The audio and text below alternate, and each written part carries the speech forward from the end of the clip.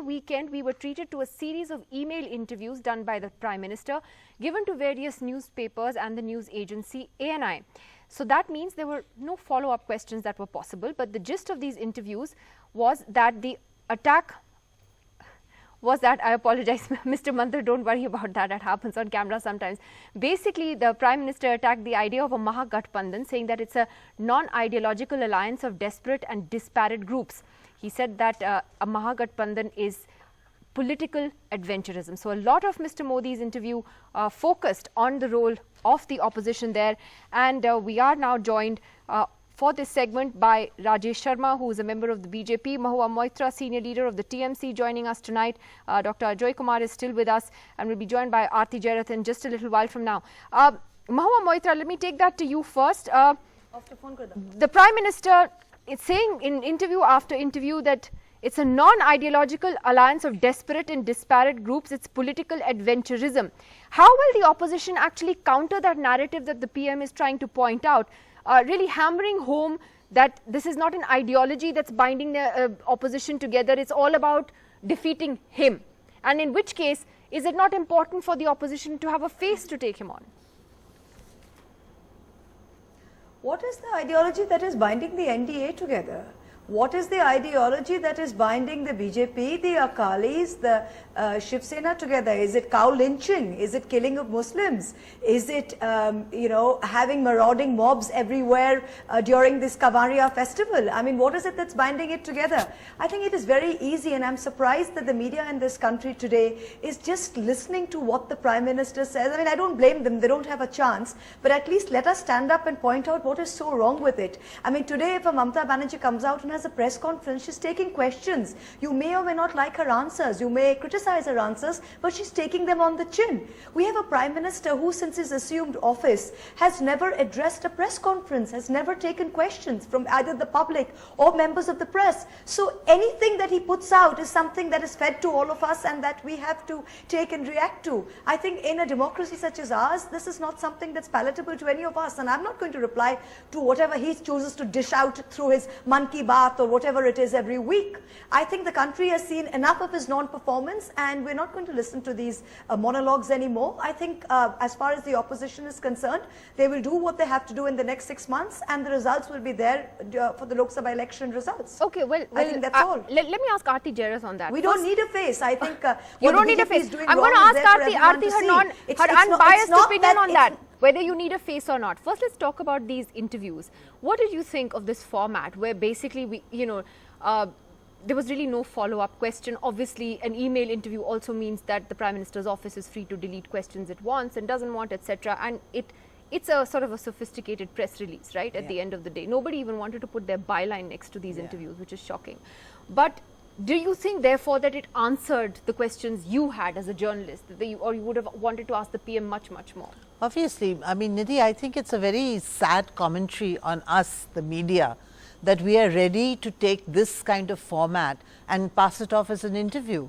I mean, if you remember in 2015, when the PM was traveling to France, and one of the French newspapers, I think Le Monde or something, asked for an interview, and the PMO said, send us a questionnaire and we'll send written answers. And they refused. And they refused. They said, no, sorry, we want a face-to-face interview. So it's a really sad commentary on us as the media, that we are ready to take this kind of stuff and we dish it out and we pass it off as an interview where there are no follow-up questions. The answers, if you read the answers, they're not the Prime Minister speaking. It's obviously been penned by some, members of his team. And, it's a sort of very stilted kind of answers. This is not the PM speaking. You can make that out. Actually, I just want to point out, and we have this graphic up on screen. If you look at some of the answers in these email interviews, they're actually almost identical. Yeah. So the Prime Minister to the Times of India said, on the Grand Alliance, that it's a non-ideological alliance of desperate and disparate groups. It's not a Mahagathbandhan but political adventurism. It's a failed idea that has never succeeded. The Prime Minister to the Hindustan Times, which is a different newspaper, of course, said that the Grand Alliance is a non-ideological alliance of desperate and disparate groups. It's not a Mahagathbandhan but political adventurism. It's a failed idea that has never succeeded in the past. Now, This is just one example of very similar comments. Again, on jobless growth, the PM to Hindustan Times, people are saying there are not many jobs in the country, but basically, that is because of no streamlined database of jobs and employment. PM to TOI, I believe the shortcomings are because of a lack of a streamlined database of jobs data, etc., etc. I mean, so clearly written by PR people sitting in the PM or on behalf of the PM. These are not the PM's words. And we've heard the PM speak often enough in Parliament and so on. We know his style of speaking. We know his manner of speaking. This is not the PM. So, I'm really sorry, but we cannot call this an interview. We should, actually say this is a press release from the Prime Minister's office answering, certain questions. Rajesh Sharma, you're a member of the BJP. You don't think that it would have actually be better for the Prime Minister to just have an open press conference and take whatever questions are thrown at him? He's more than capable of handling that. Why doesn't he? I can say it is unpalatable for the parties and leaders who are sitting here and speaking, whose leaders have always, I can say, read the written speech, the spoon feeded written speech they have read, and our Prime Minister is the one who always speaks from heart. Everyone knows it. He is the one who is communicating with all the sections of the society, may it be farmers, may it be on Deepavali with the defense person, may it be with the school children, may it be with the teachers. He is the one who is the most popular in social media. Definitely he is the one known everywhere, who speaks his heart out, who is never known to have read any paper, and these are the parties whose leaders have always been reading the one which have been written by their bureaucrats, and those type of persons. But Sharma ji, then why doesn't he do a press conference? Why doesn't the PM do a press conference?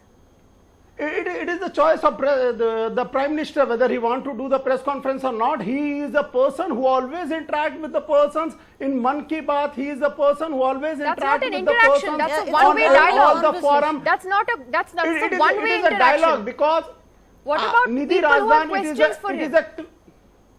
It is a clear dialogue because the questions are put by public at large directly to the PM, and he replies in Man Ki Baat all those questions which are raised by the people of India, because he is a mass leader. I'm talking about unscripted, impromptu questions at a press conference that happens in all other democracies in the world. Yeah, definitely our leaders, our ministers, they are doing press conferences. It is not required that everywhere the Prime Minister need to do it. Our Prime Minister has a lot of work. He is a workaholic Prime Minister. He is not a Prime Minister like the previous Prime Minister have been in past. So he is a Prime Minister who works. He is a Prime Minister who is a true leader, a mass leader who works 18 hours a day, who have not taken a leave any time in the history of 4 years. That's appreciated. That's the type of Prime Minister. But why not have a press conference then? So it is his choice. No one can bound that he should only have. Other ministers are definitely having press conferences. Other leaders of the parties are having press conferences. But we want to hear from the Prime Minister. No need if other ministers are taking on his behalf. There is no need of it. Definitely, I will be saying one thing. It is not only your choice or choice of few ones. Other party leaders in past, they have been reading papers, and they have been reading papers which were not invited and not for the questions which were asked. Those type of persons. Firstly, Rajesh ji, I just want to point out to you that I think what you're trying to say, Rajesh ji, let me just point out here. Let me just point out here, and this is true. And Ajoy, just give me a second. I'll ask Aarti to bear me out on this. It's also a fact that people like Sonia Gandhi in the past, for instance, they weren't very open to. She never did hardly did a press conference or sat down for a no holds barred interview. It was something that was also an event. However, Dr. Manmohan Singh did. He did. He addressed 3 press conferences. Well, that was in Delhi, but every time he travelled, on board the plane. Absolutely. He held them. Also, I just want to point out that there is Mr. Modi is different. This government was meant to be different. And so if there are mistakes that were made by the Congress leadership and the UPA in not being transparent and not giving interviews and not taking questions from the press, why are you making the same mistake, Aarti Jairath? Absolutely. not- That is a it question is which mutual Rajesh Sharma needs to answer. Rajesh ji, I'd just like to point out the same Prime Minister who you said was silent for 10 years, Manmohan Singh you called him, he addressed 3 press conferences. Every time he traveled abroad, he addressed the media. He, was ready to take questions from journalists. We would like our present Prime Minister to also take questions from journalists. And why not? He's good. He's so good at answering. He's so good at countering. He's so good with his oratory. Why should he run away from journalists? Why should there be this wall that he wants to erect around him, a kind Okay, of firewall? to Ajay protect him? Kumar's first Nidhi. comment on this. Ajay, go ahead, go ahead. When Rajeshji was speaking, he would have put shame to the North Korean news reader because he was just going on and on about the great leader, the great leader. First of all, couple of facts which he needs to fix. When the Prime Minister, Rajesh, I'll just complete. When the Prime Minister speaks publicly, the biggest fear with the BJP is his control on facts. Baba Gorakhnath and Kabir had discussions, they lived 3 centuries apart. In Singapore, where they had this orchestrated question time, he says our Prime Minister speaks extempore, the translator got it wrong. The Prime Minister is a master of, putting wrong facts in the place. So, Mr. Rajesh might say that the greatest Prime Minister and great orator and all. The fact is, whenever you have Man Ki Baat mein, when you showed that Chhattisgarh was a false information, then the the news anchor was, pressurized to leave the job. So this whole drama of Prime Minister saying that I am a great spokesperson, the country is seeing. Secondly, look at this news story. They would have this newspaper interviews would have put even the Russian Pravda to shame. Even the Pravda and the Chinese, the Global Times should learn from Honorable Shri Narendra Modi, because nobody could have done it better. We've shown the Chinese, who's got the communist dictator, and the North Koreans, that, hey, by the way, in India we do an interview, no questions asked. But Ajay, can I ask you, though, the substance of what was put in those email interviews, which was, for instance, what caught our attention mostly was what was said on the opposition, the Mahagathbandhan. The same question I asked Mahua Moitra, that, ultimately, is that the USP that the Prime Minister is going to play on, that it's me versus all these guys ganging up against me who don't have a clear idea of even who their leader is going to be? Is that going to be a problem? No. The question again, Nidhi, is at the end of the day, very, very often in the Indian political election scene, you have in every 20 years, 20, 25 years, for some reason or the other, you have this huge wave. You had the Modi wave, you had the post Indira Gandhi's death, you had the wave which went into the favor of the Congress, and those are waves which happen during the emergency. There was another wave, and those kind of waves do happen. But in a normal election, the people are understanding that Mr. Modi has continuously cheated the people, whether it is on jobs, whether it's on security, whether it's on, it's finally boiling down to, hey, listen, by the way, the minorities are responsible for all my problems in the world.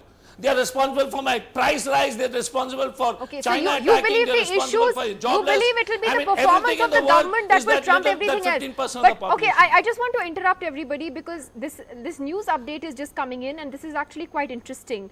The BJP is telling reporters today that they believe assembly elections of at least 11 states can be conducted along with the Lok Sabha polls next year, and that no amendment to the constitution will be required for that, and that includes Rajasthan, Madhya Pradesh and Chhattisgarh, which are actually supposed to be voting this winter before the end of this year. My colleague Akhilesh Sharma is on the phone line with us. Akhilesh ji, ये बताइए कि what exactly is the logic then? इसमें constitutional amendment वो कह रहे हैं कि is not necessary, but ये कैसे होगा फिर? ये नहीं, इसी तरह से होगा कि देखिए जो भी स्टेट्स हैं, जैसे मध्य प्रदेश, छत्तीसगढ़, राजस्थान, जो कि इस साल के आखिर होने वाले हैं, वहाँ पर असेंबली डिसॉल्व किया सकती है, वहाँ पर राष्ट्रीय शासन लगाया जा सकता है। और साथ ही 3-4 महीने बाद जबकि मई जून में या मार्च अप्रैल में जो चुनाव होंगे लोकसभा के, तो उनके साथ इन 3 राज्यों के चुनाव हो सकते हैं, ये बीजेपी की ओर से कहा जा रहा है। इसके अलावा जो लोकसभा के चुनाव उनके साथ आप जानते हैं कि उड़ीसा, आंध्र प्रदेश और तेलंगाना के चुनाव होते हैं, तो ये 3 राज्य हो जाएंगे, 3 और 3 6।